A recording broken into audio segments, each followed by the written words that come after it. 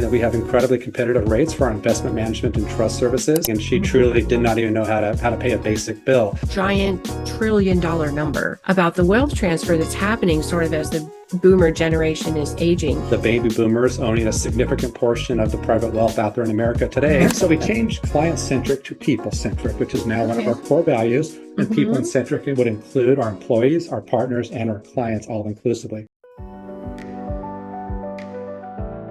Well, hello, Ken Lako. How are you? I'm doing good, Myrna. How are you today? Oh, I'm excited to talk to you about Members Trust. You know, we were talking before we got started on this recording about the big changes that are currently happening. There's a huge wealth transfer we're going to talk about. There are so many seniors or aging boomers, and they have new problems that have to be solved. So I'm excited to learn more about how Members Trust is in there getting those solved. Before we do that, I know that you're in Tampa, Florida at the headquarters right now. I am, yes. Good. And you are 2 years with Members Trust as the president and CEO. So you're at the helm there. I am. I joined in April of 2023. So it's been a lot of changes during that time period, but I'm enjoying it as much today as day one, and even more optimistic about our future now than I was when I walked in the door. Oh, fun. That's good. It's going well. So I know you have regional offices as well, but you have a bunch of employees at HQ there in Tampa. So how hard is it to say, would you like to be CEO in a tax-free state? That helps without a doubt. I was living in Atlanta when I took this job, and thankfully Georgia isn't exactly oppressive when it comes to state income tax, but going from 5 or 6 or 6.5% to 0 sure helps. But honestly, it was, I joined this really for the opportunity that presented itself at Members Trust Company to really serve clients in a way that I just wasn't able to serve anymore at the larger institutions, was really the driver far beyond the compensation. What the personal benefit was for you in your career. Well, you have 20 years in as an attorney that has been in the trust environment for a long time. So you knew what you were getting into, because this is the lane you've been operating in for 20 years. It is. I understood the clients and I understood the business. I will share there's a couple of growing pains. My 2 prior stops were at much larger organizations, which kind of had resources that we don't have here. And so I found myself doing things that I had, other people doing previously and stuff. So there's a little bit of an adjustment, but again, we're an organization that really rolls up our sleeves and gets things done, and that doesn't stop at my door. It goes right up through my role. So no, very good. So I am curious about having a Main Street advantage.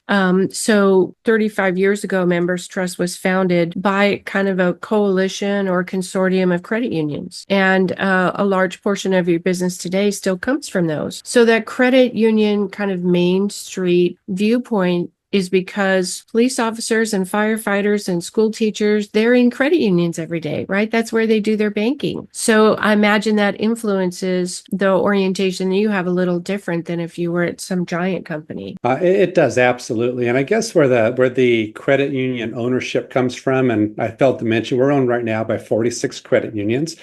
So we're not a credit union, but they're very much part of our DNA and who we are. So, Myrna, if you think about why people go to credit unions or what are the benefits of credit unions, there tends to be 3 or 4 things that people often land on. It's competitive fees and competitive rates. It's excellent customer or member service, as they call it, reinvestment in the community, and then oftentimes it's accessibility or serving the underserved out there in the marketplace.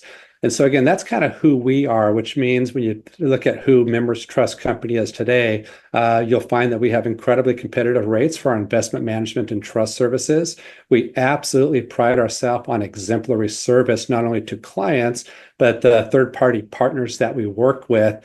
And then our members our average account size does come down a little bit. So we're much more accessible to that Main Street wealth. To your point, the firefighter who probably doesn't have $10 million in investment management business, but maybe has a few $100,000, or the teacher who might have, call it $200,000 or $300,000 in an IRA and wants professional management of that.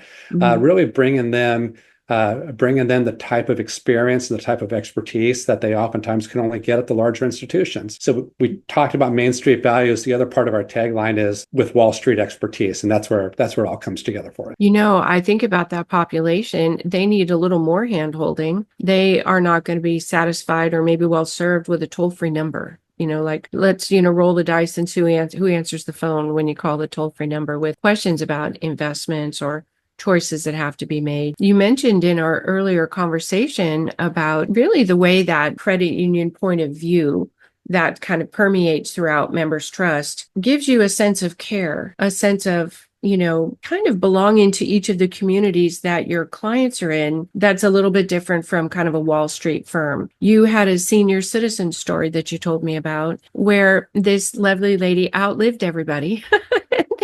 She needed some help to kind of put her final needs in place. I didn't realize that services could include bill pay for someone who maybe doesn't have the wherewithal to continue their bills and so on. Do you want to kind of share how that worked out? Yeah, I'd be happy to, and thanks for the opportunity. So the client that we were talking about was in her 90s, and her husband passed away. In that generation, things were a little bit different, and the husband took care of everything, and she truly did not even know how to pay a basic bill. So her husband did have some foresight and named some power of attorneys to help her out once he passes away. Well, as it turns out, she was very healthy and lived quite a while. So after her husband passed away and she started to have some diminished capacity, it came time for her power of attorneys to step in. There were 3 lined up. All 3 of them had predeceased her. And so now here's this lady that needs help, doesn't know how to pay a bill, maybe gets you've seen those explanation of benefits that medical providers says this is not impossible a bill. To understand. But it says it's not a bill. Don't pay this, but she pays it, right? And so was just having a really hard time managing her finances and did not have anybody nearby to step in. Thankfully, Members Trust was introduced to this client, and we were able to come in and finish settling up her deceased husband's estate. We were able to get her finances in order, take over her bill pay, as you mentioned, so she doesn't need to worry about that anymore, and take care of her investment management. But more importantly, we reached out to a distant niece who she had known off and on, not super close. This was the closest living relative that she had. And so instead of this niece having to come in and start being the business manager for her, we were able to come alongside her, and Members Trust is handling all the financial situation, all the financial affairs. And the niece is now coming down, I think it's every couple of months or every quarter, there's about a state away, and having a good, strong personal relationship with her aunt. And so instead of coming down and, paying bills or looking at taxes, she's coming down and taking our client to get her hair done or taking her out for ice cream. And so what I think is really special about that is when either we help directly or help facilitate the personal part of a person's personal life, both with their health, their finances, all come together really to live out the remainder of their life at a high level, high quality, which is what I think we all want to do ultimately. So. That's such a heartwarming story, and it shows you that sort of community level care that people can get, and the best laid plans. Here she has 3 powers of attorney and just manages to outlive all of them. But you mentioned this giant $1 trillion number about the wealth transfer that's happening sort of as the boomer generation is aging. Do you want to talk a little bit about kind of that phenomena that we're living in right now? Certainly. So the number varies depending upon who you talk to, but let's just call it $70+ trillion is part of this great wealth transfer that we've been hearing for a number of years. And for those people who aren't familiar with the term, it's essentially, the baby boomers owning a significant portion of the private wealth out there in America today. And they're certainly starting to, get to the point where they're either becoming incapacitated or becoming deceased. So the question is, what happens to that wealth? What happens to the businesses that they own? What happens to the real estate that they own? And the next generation doesn't always have the same values or the same needs or the same goals. And so across the industry right now, not just at Members Trust Company, but at most financial institutions, there's a lot of talk about how are we going to serve that next generation. And it's really transforming how we all show up for work every day in many ways. I really was thinking about, a husband and a wife, and typically the wife will outlive the husband, not all the time, but statistically that's true. And you have 3 adult kids, and they're all doing their different things. They might live in different states and cities. And then when they inherit, they don't inherit maybe $5 million or $10 million, which is kind of the baseline number for the big guys to work your trust account for you. They're inheriting $600,000 because it's divided up among a few kids. And so after they pay off their houses or buy their boats or get a cabin by the lake or whatever they do with the first round of money that they receive, they have a smaller amount to invest. And Members Trust is kind of perfect for that, not just because $200,000, $500,000 is a perfectly fine amount to come to Members Trust with. You won't be turned away like you will at maybe some of the bigger companies, but you'll get an education along with it. These people don't know how to manage $500,000. That's a lot of money. And, how to get some advice so that their legacy survives them and might go to their own kids. The next step of that can happen. A trust advisor who can help them learn the ropes, and be treated like that's a meaningful amount of money. We're happy to have your account. So do you want to talk a little bit about how you guys are positioned very well in this wealth transfer environment? Sure. A couple of things come to mind. So first of all, you mentioned that they might be turned away from the larger institutions. They wouldn't be turned away, but what they're going to get is a toll-free number, right? They'll either be directed to the online self-service, or they'll be directed to a toll-free number, wherever that might be, offshore even in some cases. And so there is a home for them, but it's not the same kind of home that MTC would provide for them. So if there's an account that we accept, they will get personal attention. And again, I'll go back to that Main Street values, Wall Street expertise. And part of Main Street values is really at its core level is how you treat people. And so we truly do strive to treat people the way that we would want to be treated if we are clients in the wealth management space. That means if they call our number and if somebody Googles our number, they're going to get a live person answering the phone, not a press 1 for this department, press 2 for this department. If they send us an email, they're going to get a response always within 24 hours, most often a lot quicker. And then to the point that you're talking about, they'll get education too if they want it. And so we have a lot of different levels of professionals here. We have 60 employees, 11 of them are attorneys or former attorneys. Another 10 or 11 have highly credentialed planning and trust trust certifications. We have 6 or 7 chartered financial analysts. So really strong expertise and skill sets for a company of our size. And that's what our clients will have access to. And that's the level of service, that's the level of expertise that, again, the average investor out there, the average trust beneficiary just won't get at the larger institutions anymore. Right. No, that's really important to know because it's a new experience for them. It's a lot of money for them. And so having some care and some education, as you say, if they're interested in that, it's good to have that available.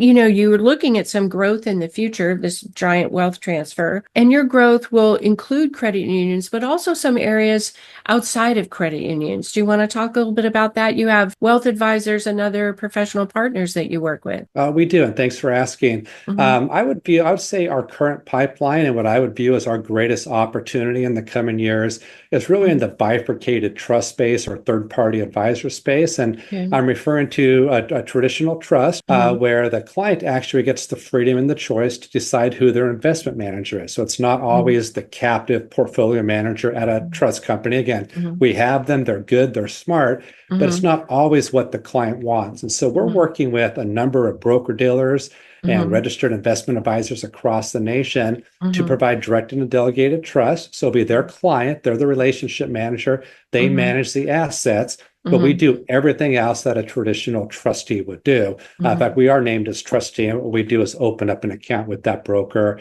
and they manage it. We have some oversight to make sure they don't get out of line. We want to make sure that they stay in line with the investment policy statement. I want to make sure that they, don't overweight one asset class versus the other class. But by and large, the investment manager is able to retain that relationship. We've been doing this for a number of years. We just recently really started marketing it a lot harder with our business development team. And I'll share with you our pipeline in that space is just going through the roof. I would also say, I think, broadly speaking, across the trust industry, direct and delegated trusts are the one part that actually is growing. Again, partially because it does give clients freedom of choice, but also because so much wealth out there is tied up in the hands of financial advisors who most of the time don't want to work with their own captive insurance company. There's some benefits to them to work with a third party. So we're here to fill that void, and we're excited to do so. And in fact, just last week or the week before, we are named one of America's 12 most advisor-friendly trust companies. So that's an honor that we're very proud of. And again, we're looking very much looking forward to growing that business in the coming years. Another area of focus for your future is recruiting. So you've recruited some top level executives recently, but also employee retention. And so in the 2 years that you've been there, you've had a fresh look at some policies, some procedures.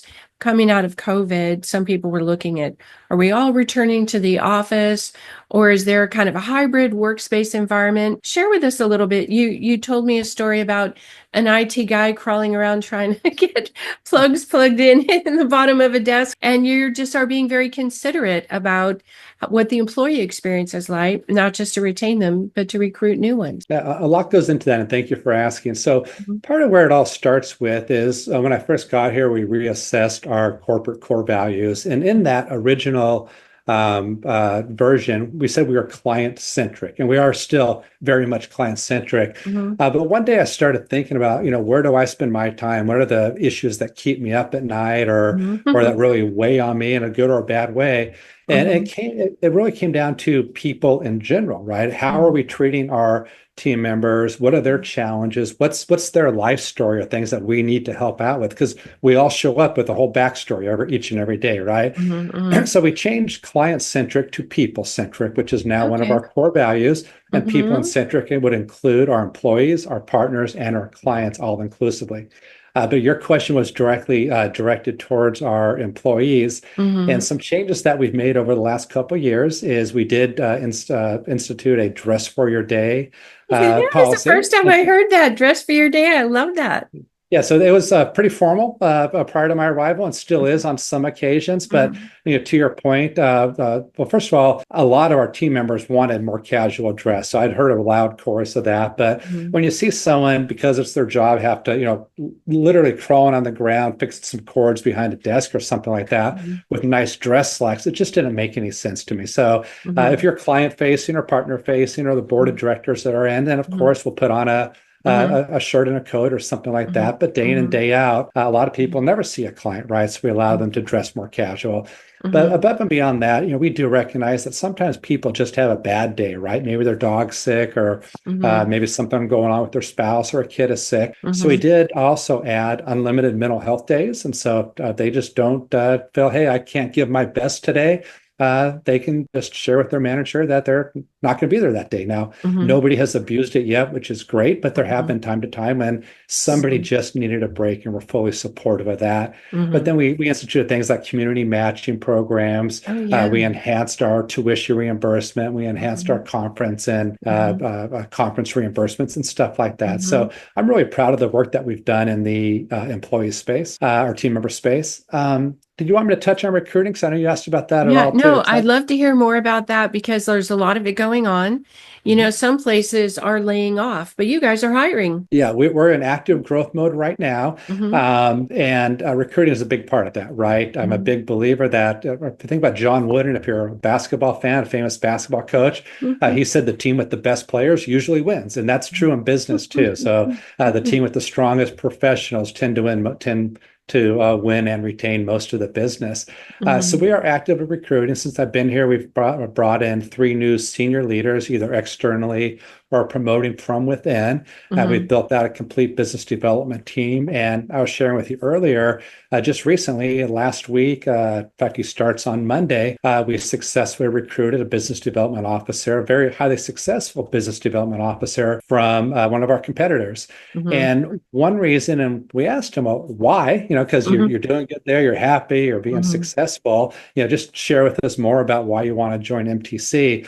And he said something that many people say when they come here is a chance to make a difference. So it's a chance to serve clients that aren't otherwise served, and a chance to make a difference. So in large organizations, if you have a large project, there's committees upon committees and months upon months that a members trust. If you got a great idea that you want to try, or a new product you think we should roll out, all they have to do is call me or call one of our C-level people, and we'll talk about it. And we'll not only talk about it, we'll make a decision oftentimes within a week or two.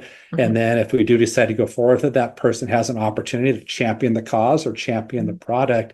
And just really a good opportunity for people who have that creative bone in their body or desire in their body to really make an impact they can't make anywhere else. No, I think that's so exciting, because you find really gold in them there hills. I think about the Post-it note story. At 3M, they were working on that adhesive, and the adhesive they came up with wasn't strong enough. But the person who said, you know what, this would work in my hymnal for my choir at church, and the Post-it note was born.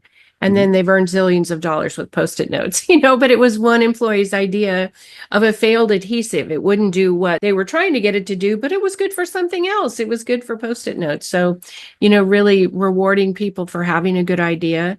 And how rewarding is it to see that come to pass? You do feel like you're making your mark. Well, you're making your mark so far at MTC. We're trying. Again, it's a pleasure. I work with a great group of professionals and truly enjoy showing up here every day for work. Right? We're doing great things internally, but more importantly, great things to help our partners and to serve our clients. No, it's wonderful. I'm glad to know you guys are around during this giant wealth transfer.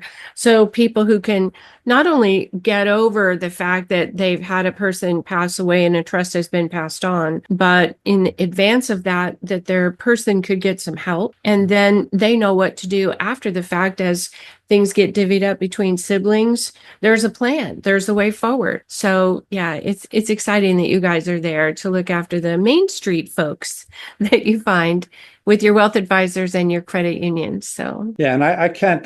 You mentioned pre-thinking and have some be thoughtful. I can't stress enough the importance for everyone to talk with an advisor or to call someone at Members Trust, because not a week goes by where somebody forgets to do that, and it can have disastrous effects on the family and family harmony, and nobody wants that, right? And there's an old I've heard time and time again in my years in this business. Well, I'll be dead. I don't care what happens, or my kids just get along. And it's just a deflection, because they don't always get along when it comes time to start splitting up money and stuff like that. And why would anyone want to put their family in that situation? It's far more important than the dollar and cents is that family harmony and making sure that we're able to maintain that for generations to come. So no, that's really exciting. And that's what a people-centric point of view that you have there.